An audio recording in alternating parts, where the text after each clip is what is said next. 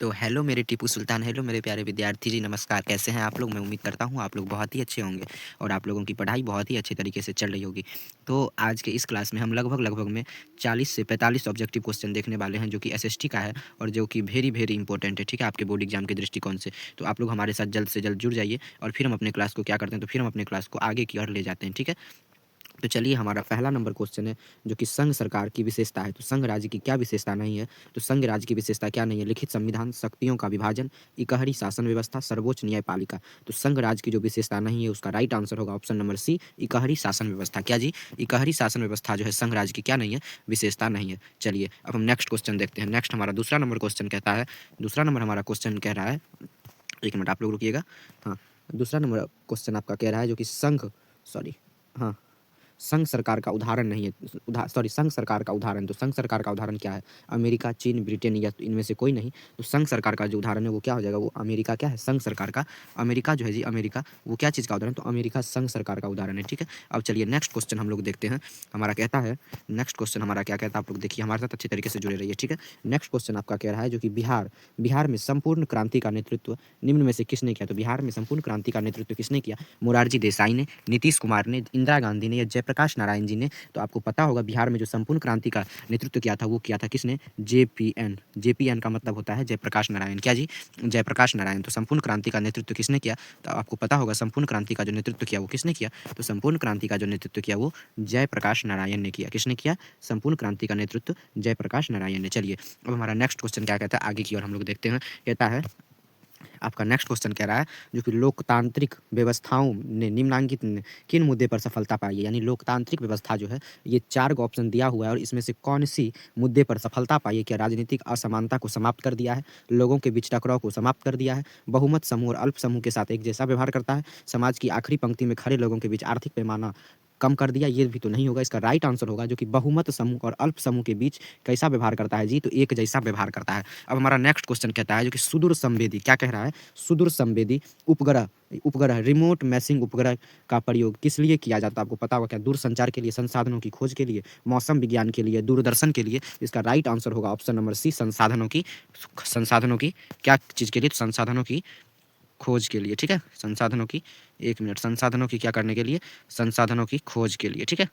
चलिए, एक मिनट, अब अपना, तो इसका संसाधनों की खोज के लिए। अब हमारा नेक्स्ट क्वेश्चन कह रहा है, विद्यार्थी जी रुकिए एक मिनट आप लोग। हाँ, अब हमारा नेक्स्ट क्वेश्चन कहता है, छठा नंबर क्या कह रहा है? छठा नंबर क्वेश्चन देखते हैं, ठीक है। छठा नंबर क्वेश्चन क्या कहता है? कहता है, निम्न में भूकंप सर्वाधिक संवेदनशील नगर है, भूकंप से ग्रसित संवेदनशील नगर कौन है? देहरादून, रांची, हैदराबाद या चेन्नई? तो सबसे ज्यादा भूकंप जो होता है वो कहाँ होता है? चेन्नई में। कहाँ होता है जी? चेन्नई में। चेन्नई में सबसे ज्यादा भूकंप होता है, चेन्नई में सबसे ज्यादा भूकंप होता है, ठीक है। चलिए, यहाँ तक आप लोगों, यहाँ तक आप लोगों का क्लियर है ना?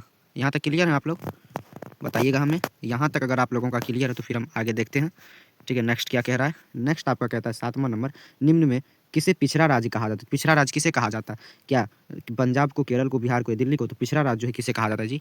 पिछड़ा राज्य कहा जाता है बिहार को। किसे कहा जाता है? पिछड़ा राज्य जो है अपने बिहार को कहा जाता है, ठीक है।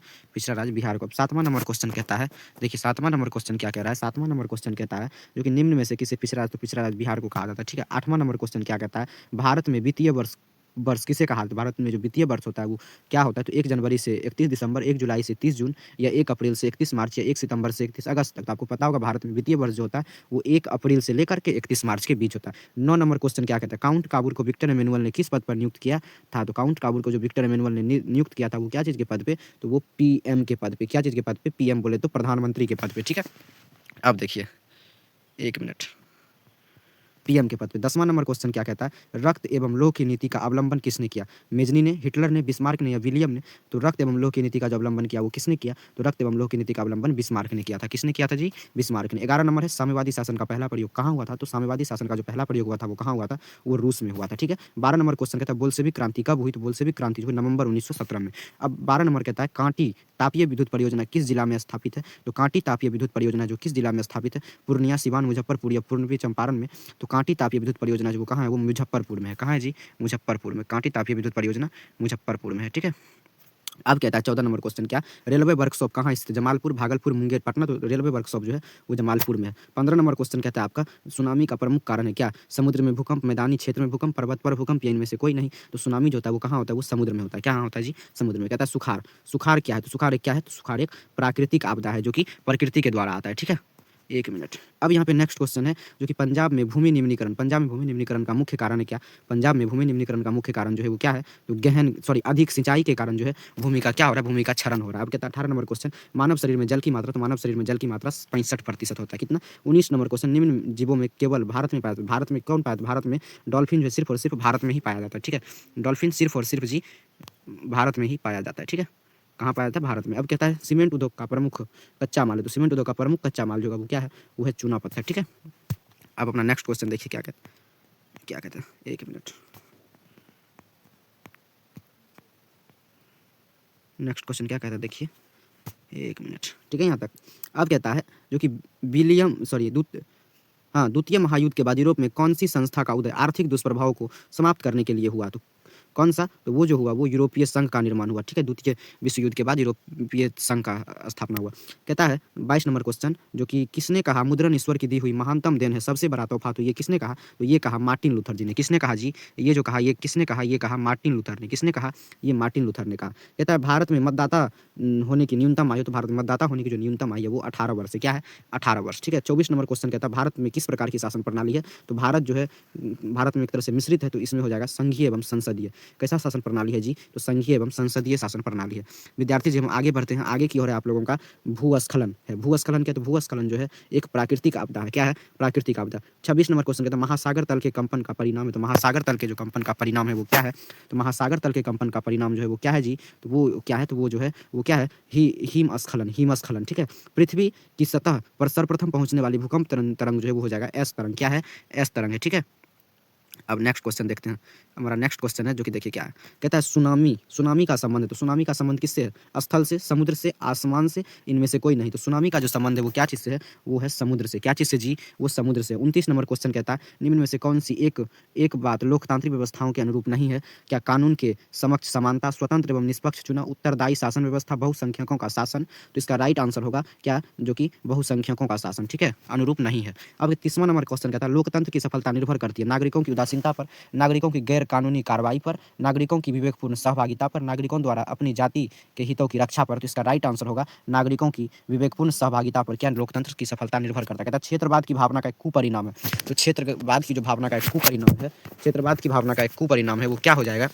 क्षेत्रवाद की भावना का एक कुपरिणाम। इसका राइट आंसर 1 मिनट जी, इसका राइट आंसर होगा डी अलगाववाद। क्या है जी? अलगाववाद जो है क्या है?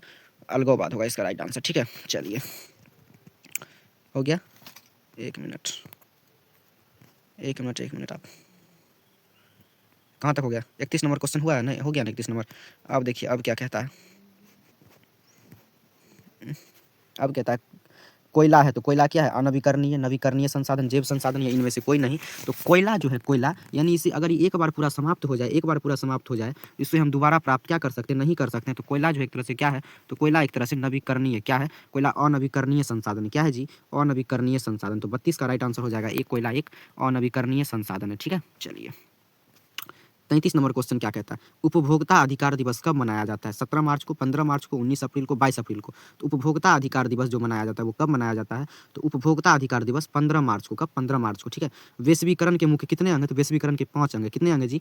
5 अंग है। वैश्वीकरण के कितने अंग हैं? वैश्वीकरण के जो है वो 5 अंग है। ठीक है, कितने अंग है जी? 5 अंग है। अब देखिए 35 नंबर क्वेश्चन कहता है कौन सी सेवा गैर सरकारी है? तो गैर सरकारी जो सेवा है वो मूल सेवा है। क्या है? मूल सेवा जो है वो गैर सरकारी है। 36 नंबर क्वेश्चन भारत की वित्तीय राजधानी किस शहर को कहा जाता है? तो भारत की वित्तीय राजधानी मुंबई शहर को कहा जाता है। 37 नंबर क्वेश्चन है भारत में कोयले का सर्वप्रमुख उत्पादक राज्य है? तो भारत में कोयले का सर्वप्रमुख उत्पादक राज्य पश्चिम बंगाल, झारखंड, ओडिशा, छत्तीसगढ़। तो भारत में कोयले का सर्वप्रमुख उत्पादक राज्य वो क्या हो जाएगा? तो भारत में कोयले का सर्वप्रमुख उत्पादन राज्य पश्चिम बंगाल, झारखंड, ओडिशा या छत्तीसगढ़। तो सबसे ज़्यादा कोयला जो होता है वो कहाँ होता है? सबसे ज़्यादा कोयला झारखंड में होता है। झारखंड के झड़िया क्षेत्र में। कहाँ? झारखंड के झड़िया क्षेत्र में। प्यारे साथियों अगर आप लोगों को वीडियो अच्छा लग रहा है, आप लोगों के लिए वीडियो बहुत ही ज़्यादा इंपॉर्टेंट है और ये लगभग 48 क्वेश्चन इसमें से अगर आप 48 को पूरा कर लेते हैं तो आपका सोशल साइंस से डर खत्म हो जाएगा और ऐसे ही मज़ेदार ऐसे ही मज़ेदार तरीके का इंपॉर्टेंट्स वीडियो देखने के लिए आप हमारे चैनल को सब्सक्राइब कर सकते हैं और बहुत ही अच्छे तरीके से हम आप लोगों को कराएँगे। और अगर आप लोगों को पीडीएफ चाहिए तो हमारे नंबर पे कॉल करें, जो कि हमारे डिस्क्रिप्शन बॉक्स में यूट्यूब के दिया हुआ है। और बाकी अगर आप लोगों को टारगेट बोर्ड का कोई भी ब्रह्मास्त्र बुक का पीडीएफ चाहिए तो आप हमें हमारे चैनल को सब्सक्राइब करके एक बार कमेंट करें, बाकी आपको सब कुछ फ्री मिलेगा। 38 नंबर क्वेश्चन, भारत का प्रथम लौह इस्पात उद्योग क्या है? तो भारत का प्रथम लौह इस्पात उद्योग जो क्या है वो हो जाएगा टिस्को। क्या होगा? टिस्को जो है टाटा लौह इस्पात कंपनी, वही है भारत का प्रथम लौह इस्पात उद्योग। ठीक है, अब देखिए क्या कहता है। अब जो है, अब यहाँ पे है जो कि स्वर्णिम चतुर्भुज है। स्वर्णिम चतुर्भुज है, क्या उसका संबंध किससे है? रेलवे से, सड़क मार्ग से, जल मार्ग से या वायु मार्ग से? तो स्वर्णिम चतुर्भुज है वो सड़क मार्ग से है। क्या चीज़ से? सड़क मार्ग से। गंडक परियोजना, गंडक परियोजना कहाँ है? तो गंडक परियोजना वाल्मीकि नगर में है। कहाँ है? वाल्मीकि नगर में। हिंद चीन, 41 नंबर क्वेश्चन, हिंद चीन पहुंचने वाला प्रथम व्यापारी कौन था? इंग्लैंड, फ्रांसीसी, पुर्तगाली, डच? तो हिंद चीन में जो सबसे पहले व्यापारी पहुंचा था वो कौन था? हिंद चीन पहुंचने वाला सबसे प्रथम व्यापारी वो फ्रांसीसी था। 42 नंबर, सविनय अवज्ञा आंदोलन कब हुआ? तो सविनय अवज्ञा आंदोलन जो हुआ कब हुआ? सविनय अवज्ञा आंदोलन 1930 में हुआ। ठीक है, कब हुआ? 1930 में। राउरकेला इस्पात उद्योग कहाँ है? तो राउरकेला इस्पात उद्योग जो है वो कहाँ है? वो है ओडिशा में। क्या है जी? ओडिशा में। समानती व्यवस्था को हटाकर किस प्रकार की किस प्रकार की शहरी व्यवस्था की प्रवृत्ति बढ़ी? समानती व्यवस्था जब हट गया तो एक प्रगतिशील प्रवृत्ति व्यवस्था का शुरुआत हुआ। अब क्या कहता है 45 नंबर, दीर्घकालीन ऋण प्रदान करने वाला संस्था है तो क्या है? तो वो जो हो जाएगा वो हो जाएगा प्राथमिक कृषि साख समिति, नहीं सॉरी, भूमि विकास बैंक। क्या है? भूमि विकास बैंक इसका राइट आंसर होगा। 46 नंबर क्वेश्चन क्या कहता है? कहता है आर्थिक विकास का तीसरा क्षेत्र है। तो पहला जो है, पहला क्या? तो पहला कृषि क्षेत्र, दूसरा उद्योग क्षेत्र और तीसरा जो है वो शिक्षा क्षेत्र होगा। क्या है? शिक्षा क्षेत्र, जिसे सेवा क्षेत्र भी कहते हैं। अब 47 नंबर क्वेश्चन क्या कहता है? देखिए 47 नंबर क्वेश्चन कह रहा है नई आर्थिक नीति में किसे सम्मिलित किया गया? तो नई आर्थिक नीति में किसे सम्मिलित किया गया है? तो नई आर्थिक नीति में जो है उदारीकरण, निजीकरण, वैश्वीकरण, इनमें से सभी को शामिल किया गया। अब कहता है उपभोक्ता द्वारा शिकायत करने के लिए आवेदन शुल्क कितना लगता है? तो उपभोक्ता के द्वारा शिकायत करने के लिए आवेदन शुल्क जो है इनमें से कोई 10 रुपया भी नहीं लगता, 70 भी और नहीं, ना 50, इसमें से कोई नहीं। तो आपका टोटल कितना? 48 क्वेश्चन था। 48 में से आपका कितना सही हुआ? 48 में से आपका कितना सही हुआ? हमें नीचे कमेंट बॉक्स में कमेंट करके बताइएगा। और अगर आप लोगों को वीडियो पसंद आया तो आप लोग हमारे चैनल को सब्सक्राइब करके वीडियो को लाइक कर दीजिए और अधिक से अधिक शेयर करें। तो मिलते हैं कल। कहते हैं माँ तेरे पसीने की हर एक बूंद को मोती सा चमकाऊंगा मैं, माँ तू सपने बड़े देखना उसे पूरा करके दिखलाऊंगा मैं। तो इसके साथ मैं अपने इस लाइव सेशन को बंद करता हूँ, ये वीडियो को समाप्त करता हूँ और कल मिलते हैं बहुत ही अच्छे तरीके से एक मज़ेदार वीडियो के साथ। तब तक के लिए आप लोग खुश रहे, मस्त रहे और ऐसे ही रिवीजन करते रहे, क्योंकि आपका बोर्ड एग्जाम का जो टाइम है बहुत ही पास आ चुका है। तो कल मिलते हैं फिर बहुत ही शानदार तरीके से। तो भाई लोग कल मिलते हैं, बोलिए जय हिंद। ठीक है, तो जय माता दी। चलिए अब मिलते हैं कल। आप लोग एजी ऑनलाइन क्लासेस या आदर्श 28 को क्या कीजिए? सब्सक्राइब कर लीजिए। ठीक है, तो कल मिलते हैं। जय हिंद।